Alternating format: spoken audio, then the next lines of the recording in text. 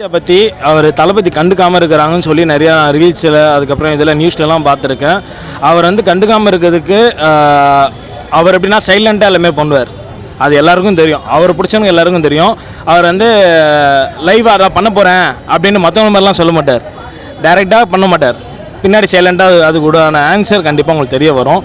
அவர் பண்ணணும்னு இல்லை, அவர் பார்த்துட்டு இருக்காரு. தமிழ்நாட்டையும் பார்க்கணும், அதையும் பார்க்கணும். பட் ஈவன் தான் அவர் பண்ணுவார். ஆனால் அதை வந்து எப்படி பேசுகிறாங்கன்னா, அவர் எதுவுமே பண்ண மாட்டார், எதுவுமே கண்டுக்க மாட்டாங்க அப்படின்னு பேசுகிறாங்க. அப்படிலாம் எதுவுமே இல்லை. அவர் எல்லாமே நோட் பண்ணிட்டு இருக்காரு. அவர் பண்ணுவார். கம்பல்சரி நீட் விஷயத்துக்கு தளபதி என்ன பண்ணுவார் எங்களுக்கு தோணும். இல்லை, அப்போ அவர் இந்த வயசில் வந்து அவர் இந்த டைமில் வந்து இது மூவி மட்டும் தான் இருந்தார். ஸோ இப்போ அவர் சிஎம். அவர் சிஎம் விஷயத்தை எல்லாத்தையும் பார்க்கணும். தமிழ்நாடு ஃபுல்லாமே கவர் பண்ணி பார்க்கணும்.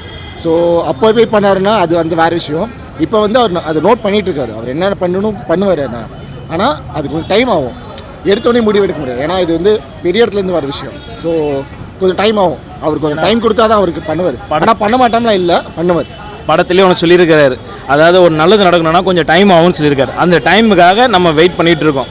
இத்தனை நாள் நம்ம எத்தனோ அரசியல் இருந்தாங்க, நம்ம வந்து ரொம்ப இதுவாக பண்ணி பார்க்கல. ஆனால் இந்த வாட்டி எலெக்ஷனுக்கு பார்த்தீங்கன்னா எதிர்பார்க்காத ஓட்டெல்லாம் வந்துருக்குது. யாரோ ஏதோ ஊரில் இருந்தெல்லாம் வந்து போட்டிருப்பாங்க. வெளிநாட்டில் இருந்தவங்களாம் எல்லாம் இந்த இதுக்காக ஓட்டுக்காக வந்திருக்காங்க.